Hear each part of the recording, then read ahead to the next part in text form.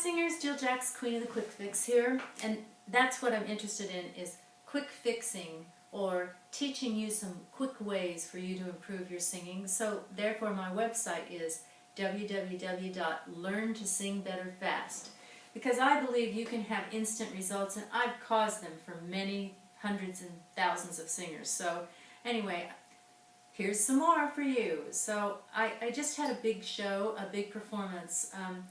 It was about 500 people, and I was by myself, and I'm used to performing with a group or in a duo. So it could have been a lot of pressure, and because I do the exercises that I teach my students, there really wasn't that much. So I'm going to share them with you again in case you missed them, what to do about stage fright. So I went out on the stage, and there's about 500 people in the room, and they're all sitting a long ways away. And it's quite daunting, and I'm up on a stage, and the stage is huge. And I do a sound check, and my voice was kind of weak because I was a little bit intimidated. So I went backstage, and I did what I tell you to do. I closed my eyes, and I imagined golden sparkling light filling my lungs. And then I brought it to the top of my head, and then I could feel the golden sparkling light relaxing everything, my head, my face, especially my jaws, my temples, my tongue, then my chest. When I'm going through my body, I can feel where the tension is, and you will too. You'll feel it, and then I send it down to my solar plexus. That's really tight when I'm nervous. Then I go clear down all the way to my hips, knees, feet, and then back up. And the golden sparkling light is just energizing me and relaxing me. So I go through my body a few times, and by the time I've done that, I'm feeling pretty relaxed. Then I think about who I'm going to be on stage. Who I'm going to be is, sometimes I pick a character like Queen Latifah. She's very confident. She's famous for her confidence. Sometimes I pick a movie star, and I actually did pick a movie star for my first song because that's who sang my first song. So I was her. I wasn't my left brain's opinion about who I am. I was way larger than life. But more than that, then I thought about who I'm performing for. And it usually works to use in acting what you're normally taught to do, even for a huge crowd. And this is for singers. It's for one person, and that's when the audience feels like you're singing directly to them. I once watched Frank Sinatra do that, and I was in the back of a room of about 1,000 people, and his communication hit me in the chest because it was like he was singing totally to me. It was just amazing. And that's really what true emotion does when you sing, and that's what they pay you to do as a singer, or they give you the part. So you must learn to bare your soul, and it is so right brain, and people call it different things. They call it surrendering to, I don't know, not having your laundry list. Well, I just call it left brain, because that's what the left brain does, and it shouldn't really be with you on stage.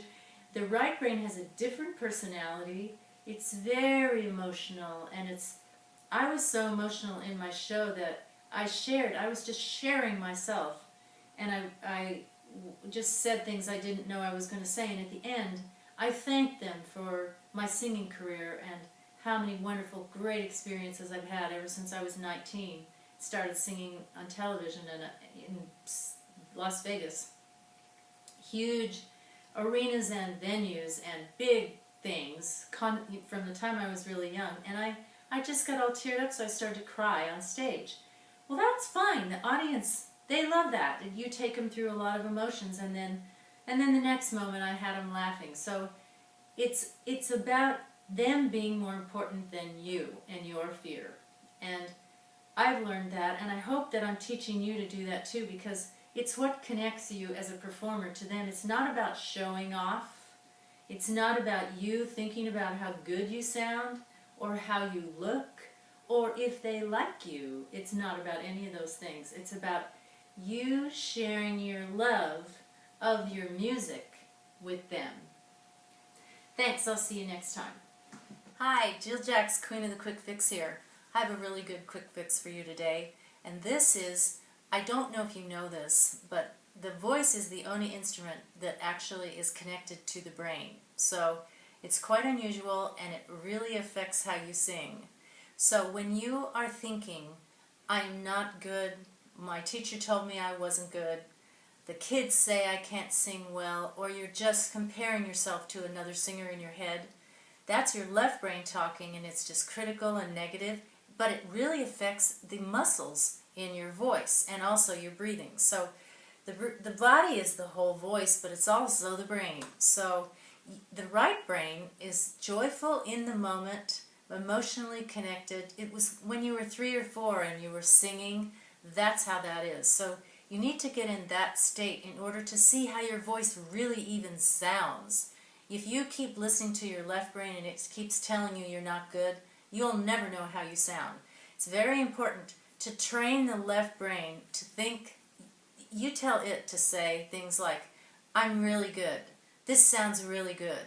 I love singing. No matter what it's going to say back to you, which it'll be, oh no it doesn't, you say chill and go to right brain. And you can do my right brain exercises, which are just fantastic to do that. Or you can be emotionally connected and you will be in right brain. You should record it because you won't be paying attention and judging how you're listening. And you have to record it and see how you do. But it'll make a huge difference in your singing.